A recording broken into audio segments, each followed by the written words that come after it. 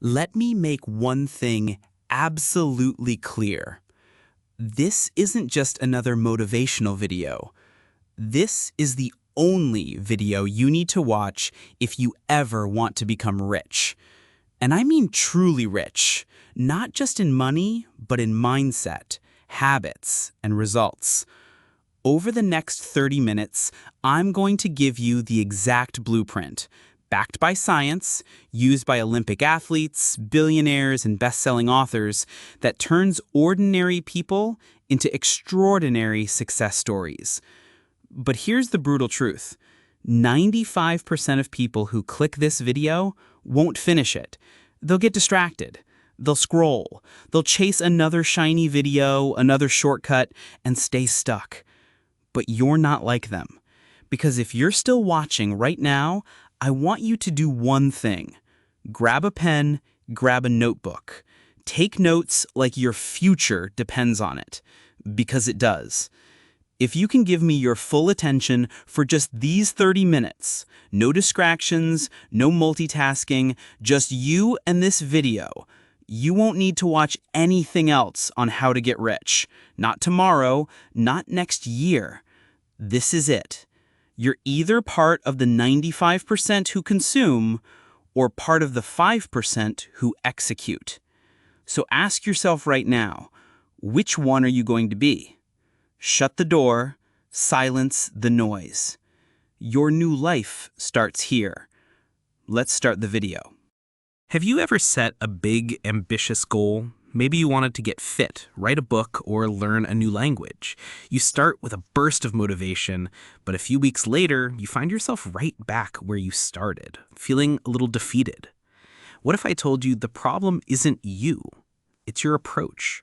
What if the secret to remarkable, lasting change wasn't about massive effort, but about something incredibly small? This is the story of how tiny changes lead to remarkable results. This is the foundation of atomic habits. Let's travel back to 2003. British cycling was, to put it mildly, a joke. For nearly 100 years, they had been the definition of mediocrity. They'd won just a single gold medal in their history.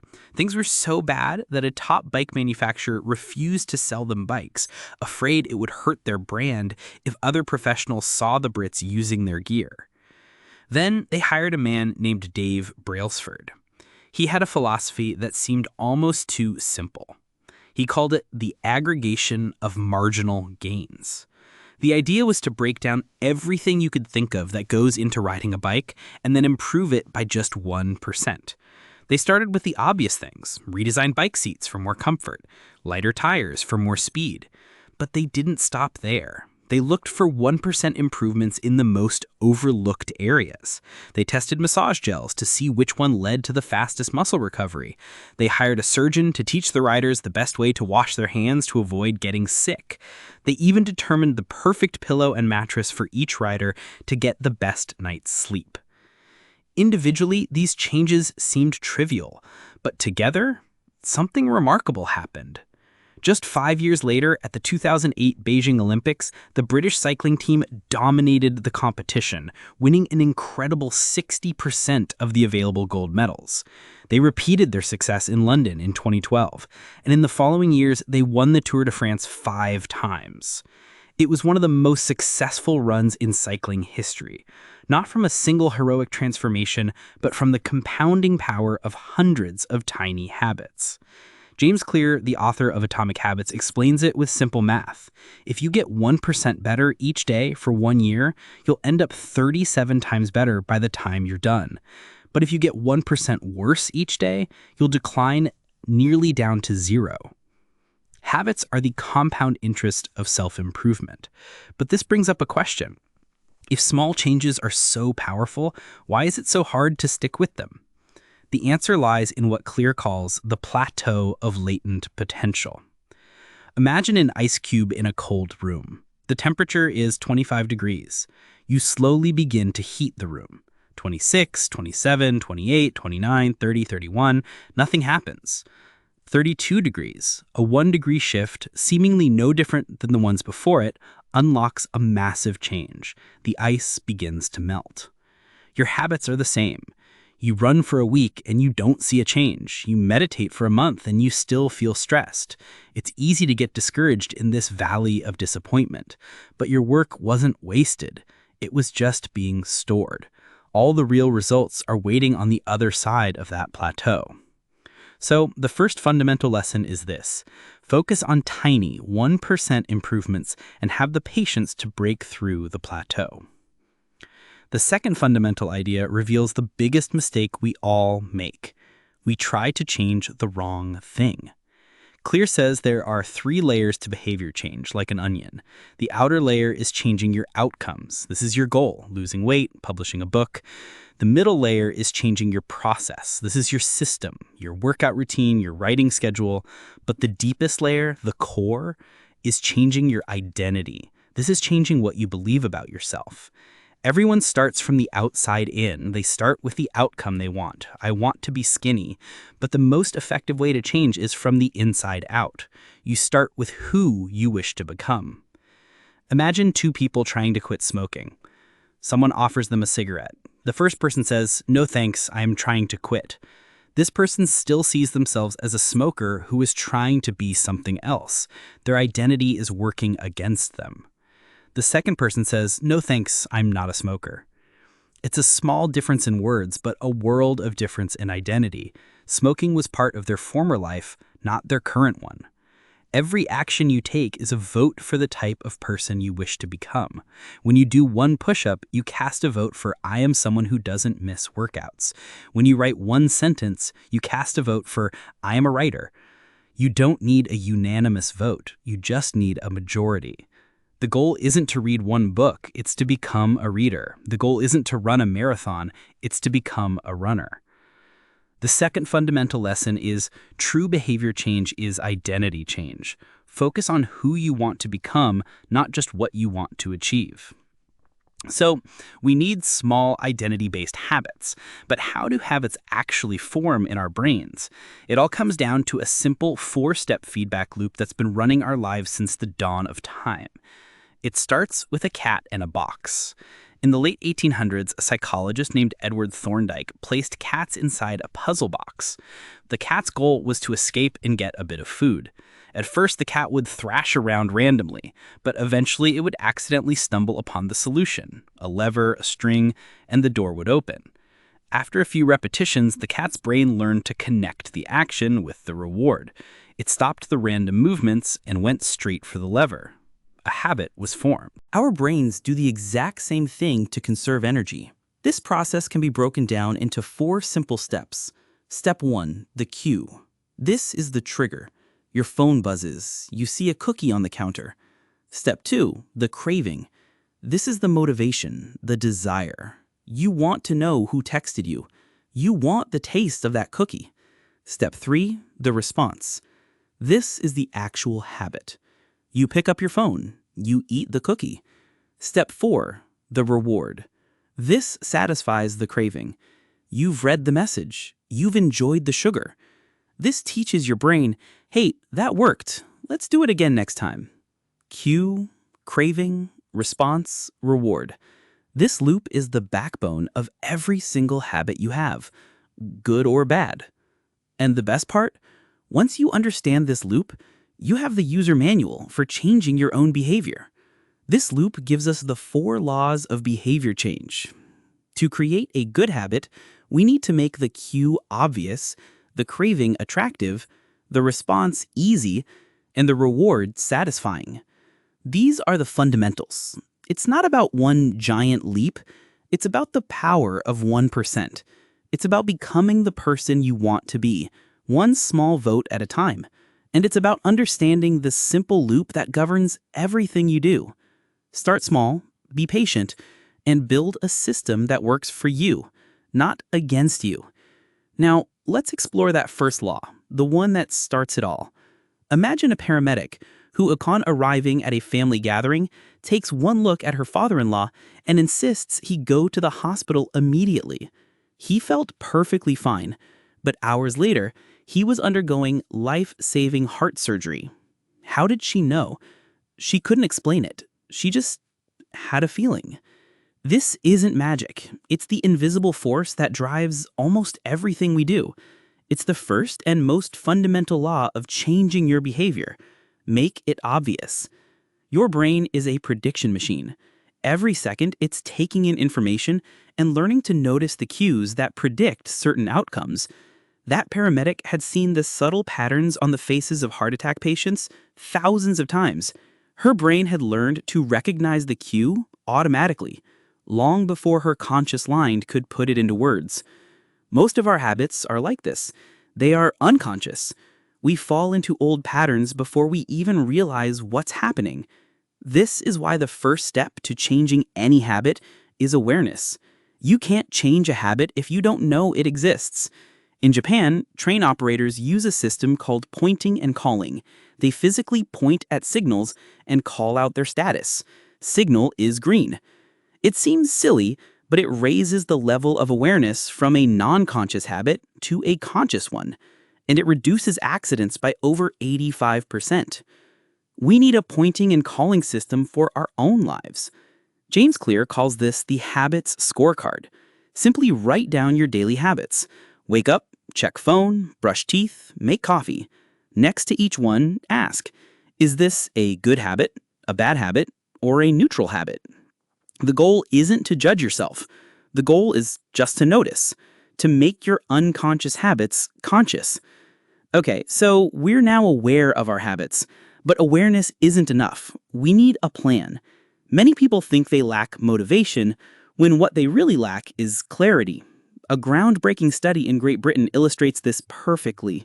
Researchers divided people into 3 groups to encourage them to exercise. The first group was just told to track their workouts. Only 35% exercised. The second group was given a motivational presentation on the benefits of exercise. Still, only 38% exercised. The motivation had almost no effect.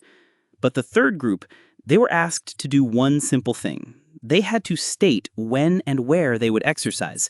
They made a specific plan. The result? In that group, 91% of people exercised, more than double the other groups. This is the power of what scientists call an implementation intention. People who make a specific plan are far more likely to follow through.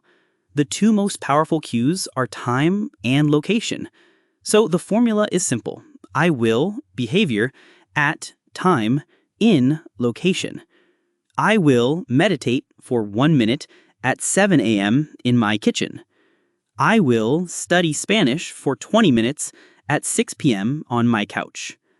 You're sweeping away the foggy notions like, I want to work out more, and turns them into a concrete, actionable plan. A simple way to use this is a technique called habit stacking, where you tie your new habit to one you already do. The formula is, after current habit, I will new habit. After I pour my morning cup of coffee, I will meditate for 1 minute. After I take off my work shoes, I will immediately change into my workout clothes. You're using the momentum of a habit you already have to launch you into the next one. It makes the cue to act crystal clear. The most powerful cues aren't just moments in time, they're the space around you. Your environment is the invisible hand that shapes your behavior. In one hospital cafeteria, researchers wanted to get people to drink more water. They didn't put up a single sign. They didn't try to motivate anyone. All they did was place more water bottles at eye level in the refrigerators and next to the food stations. The result? Soda sales dropped by 11% and water sales jumped by 25%. People often choose products not because of what they are, but because of where they are. The most obvious choice is often the easiest choice. This means you don't have to be a victim of your environment. You can be its architect. Want to read more? Don't hide your book on a shelf. Place it on your pillow. Want to practice guitar? Don't keep it in the closet. Put a guitar stand in the middle of your living room. Want to eat healthier? Don't hide fruit in the crisper. Put a fruit bowl on the counter. Make the cues for your good habits obvious and visible. This brings us to the inversion of the law. If making good cues obvious is the key to building good habits, then the secret to breaking bad habits is to make them invisible. We think that disciplined people just have more willpower. But research shows that's not true. People who seem to have the best self-control are simply the ones who have to use it the least. They are better at structuring their lives to avoid tempting situations in the first place. It is easier to avoid temptation than to resist it. If you can't get any work done, leave your phone in another room for a few hours. If you're watching too much TV, unplug it after each use. The small amount of friction it takes to plug it back in is often enough to stop you from mindlessly turning it on. If you're eating too much junk food, don't bring it into the house. This isn't about heroic willpower. It's about practical wisdom. You're cutting the bad habit off at the source by removing the cue that triggers it all. So the first law is simple but profound. Become aware of your habits. Give them a time and a place to live. Design your environment for success and make the cues for your bad habits disappear. Once a habit is obvious, you need the motivation to act. And that brings us to the second law. What if I told you that the secret to your most irresistible habits lies with a baby seagull? In the 1940s, a scientist named Nico Tinbergen noticed that baby herring gulls would peck at a small red dot on their mother's beak to get food. Out of curiosity, he created a fake cardboard beak with 3 giant red dots on it. When he showed it to the chicks, they went into a frenzy, pecking at it far more than their own mother's beak. This exaggerated cue, what scientists call a supernormal stimulus, hijacked their natural instincts. The truth is, our brains are just as vulnerable. And this is the key to the second law of behavior change: make it attractive. Modern society is a minefield of supernormal stimuli. The food industry spends millions to engineer the bliss point of salt, sugar, and fat in junk food, making it far more appealing than any vegetable our ancestors ever found. Social media delivers perfectly curated likes and validation on a scale we could never get in real life. These things aren't habit-forming by accident. They are engineered to be irresistible. They work because they tap into a fundamental biological driver, the dopamine loop. For years, we thought dopamine was the chemical of pleasure, but we now know it's the chemical of anticipation. It's the wanting, not the having, that drives us to act. When you anticipate that something will be rewarding, your dopamine levels spike, and that surge of dopamine is what motivates you to get up and do something. The lesson is clear. If you want to build a good habit, you need to make the anticipation of it attractive. Here are 3 powerful ways to do just that. First, use temptation bundling. This is where you link an action you want to do with an action you need to do. A student in Ireland hacked his exercise bike so that Netflix would only play if he was cycling at a certain speed. He bundled the thing he wanted, watching Netflix, with the thing he needed, exercising. The formula is simple. After I do the habit I need to do, I will get to do the habit I want to do. After I make my sales calls for the day, I will get to check my fantasy football team. After I fold the laundry, I will get to watch my favorite YouTube channel. You're using the promise of something you enjoy to pull you through the habits that are necessary.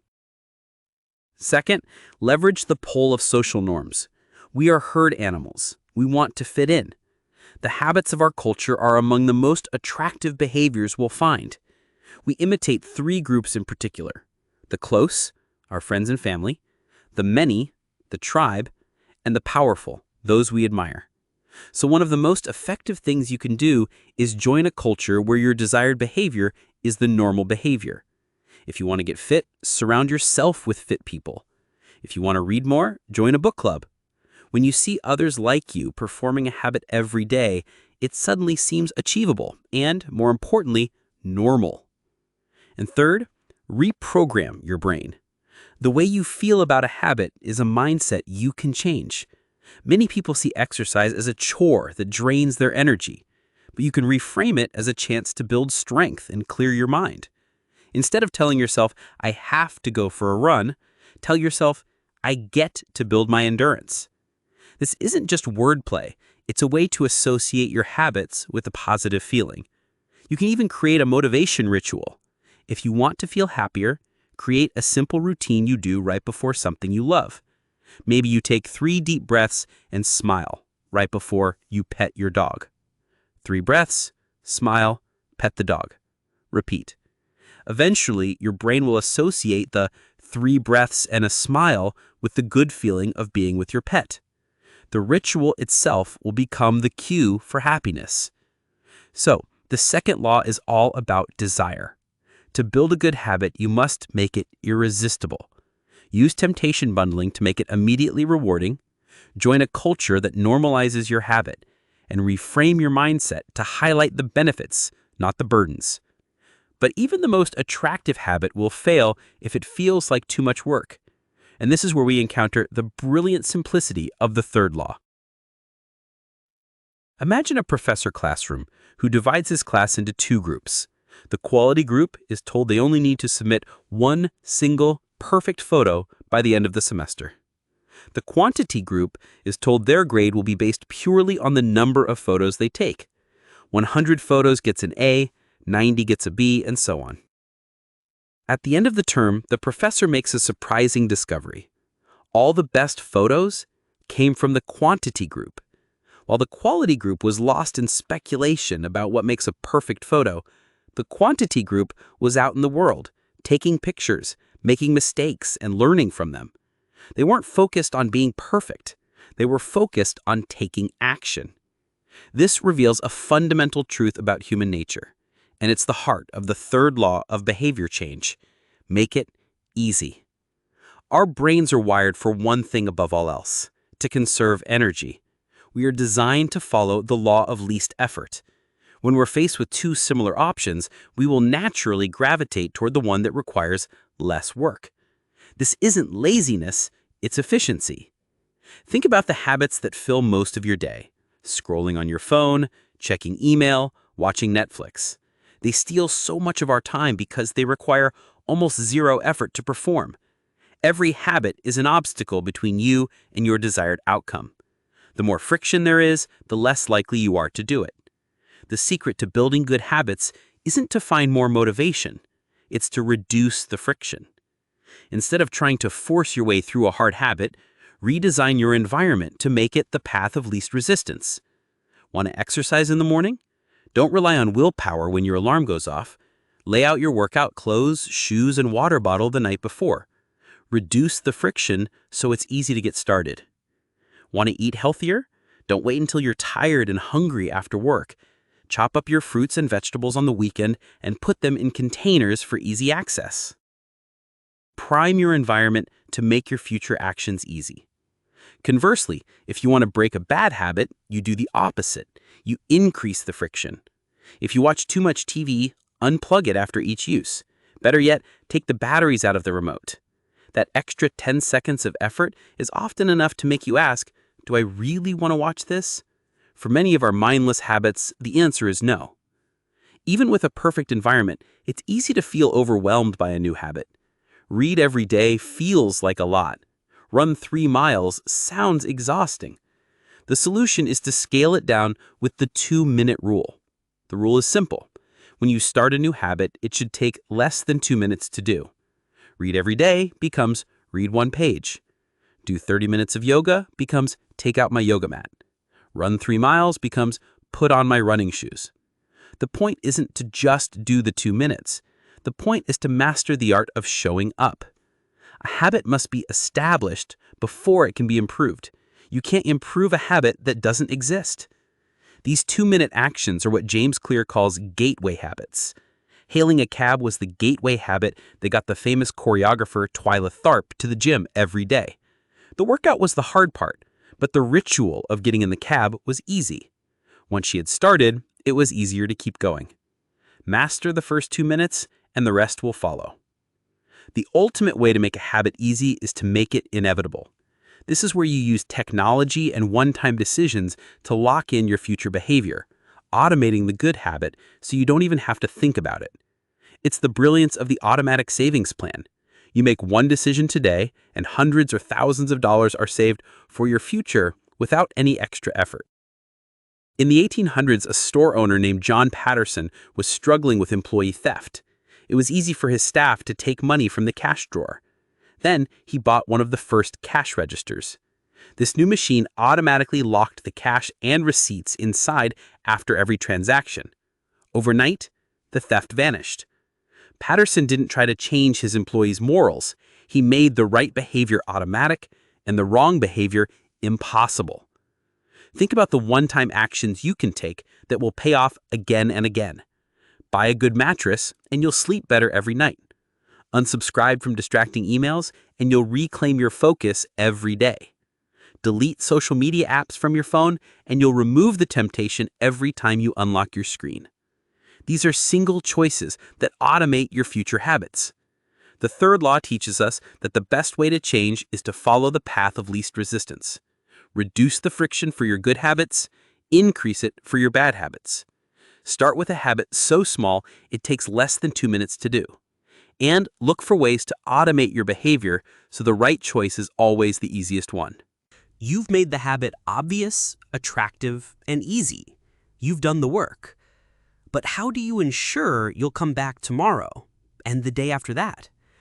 This is the final, crucial piece of the puzzle, the fourth law. In the late 1990s, a public health worker named Stephen Luby arrived in Karachi, Pakistan, to tackle a massive health crisis. In the city's poorest neighborhoods, disease was rampant. He knew the solution was simple: hand washing.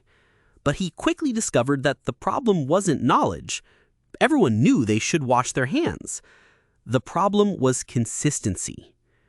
So Luby and his team tried a different approach. They partnered with Procter & Gamble to introduce Safeguard soap. This wasn't just any soap. It lathered better and it smelled great. Instantly, the chore of washing hands became a slightly more pleasurable experience. The results were astonishing. The rates of diarrhea fell by 52%, pneumonia by 48%. Years later, over 95% of households still had a hand washing station with soap. They didn't stick with it because they were told to. They stuck with it because it felt satisfying. This brings us to the fourth and final law of behavior change: make it satisfying. The first three laws, make it obvious, attractive, and easy, increase the odds that you'll perform a habit this time. The fourth law increases the odds that you'll repeat the habit next time. It completes the loop. The cardinal rule of behavior change is simple: what is rewarded is repeated. What is punished is avoided. But there's a problem. Our brains didn't evolve for modern life. They evolved in what scientists call an immediate return environment. Our ancestors were focused on immediate problems: finding food, avoiding predators. They prioritized instant gratification because it kept them alive. Today, we live in a delayed return environment. We work hard today, but our paycheck comes in 2 weeks. We go to the gym today, but we don't get fit until months from now. The costs of our good habits are in the present. The rewards are in the future. But for our bad habits, the opposite is true. The reward is in the present. The costs are in the future. This is why it's so hard to stick to good habits. We are fighting thousands of years of evolution. So how do we fix this? We need to bring the reward into the present moment. We need to make our good habits immediately satisfying. One of the best ways to do this is with a habit tracker. Every time you perform your habit, you get the immediate satisfaction of marking an X on a calendar. Your goal shifts from get in shape to don't break the chain. Each X you mark is a small, satisfying vote for the person you want to become. But what about habits of avoidance? How do you feel satisfied for not doing something? You have to make the reward visible. Let's say you want to stop buying coffee every morning to save money. Create a separate savings account and name it Vacation Fund. Every time you skip the coffee, immediately transfer the $5 you would have spent into that account. The immediate reward of seeing that account grow feels far better than deprivation. This brings us to the inversion of the law. To break a bad habit, you must make it immediately unsatisfying. In the 1980s, one policy expert named Roger Fisher had a radical idea to prevent nuclear war. He proposed that the nuclear launch codes be kept in a small capsule implanted next to the heart of a volunteer. If the president wanted to launch the missiles, he would first have to kill this one innocent person with his own hands with a butcher knife. The idea was to make the horrific consequence of war immediate and personal. We can apply this same logic with a habit contract. This is a written agreement where you state your goal and the punishment that will occur if you fail. For example, if I don't go to the gym 3 times this week, I have to give my friend $20. Knowing that someone is watching and that there is an immediate cost to your inaction can be a powerful motivator. So this is how we complete the cycle of habit change. This is the secret to results that last. To build a good habit, make it obvious, make it attractive, make it easy, and make it satisfying. To break a bad habit, you simply invert the laws. Make it invisible, make it unattractive, make it difficult, and make it unsatisfying. It's not about one radical change. It's about small habits compounding over time to create remarkable results. The power is now in your hands. If you're still here, that means something. It means you're not just interested in getting rich, you're ready. Most people never even start. Even fewer finish. But you made it to the end. You sat through the full blueprint. You took notes. You stayed focused. And that puts you in a very rare place. A place where real change can finally begin. You don't need to be perfect. You just need to be consistent. And if you apply even half of what you learned here today, there's a very good chance you'll never live the same way again. Now, here's what I want you to do. Take a screenshot of your notes. Print it. Paste it on your wall, your mirror, your desk, anywhere you'll see it every single day. Because your environment drives your behavior. If you see it 24/7, you'll live it 24/7. And second, comment below. Write the key points that hit you the hardest. Not for me, not for YouTube. Do it for yourself. Because when you write it down publicly, you're making a small commitment to yourself, a vote for the person you're becoming. You don't need to write an essay. Just drop your top 3 takeaways. That single action could be the first habit that changes everything. And finally, go apply it. Start small. Be consistent, and after 5 days or 10 or 30 days, come back to this video. Comment what changed. Tell us what shifted in your mindset, your actions, your results. I promise you, if you watch this far and take even the tiniest step forward, your life will start to change. And if you keep going, I guarantee it won't just change, it'll transform. The roadmap is in your hands now. This is where your new life begins. Thank you for watching, and now go build the future you deserve.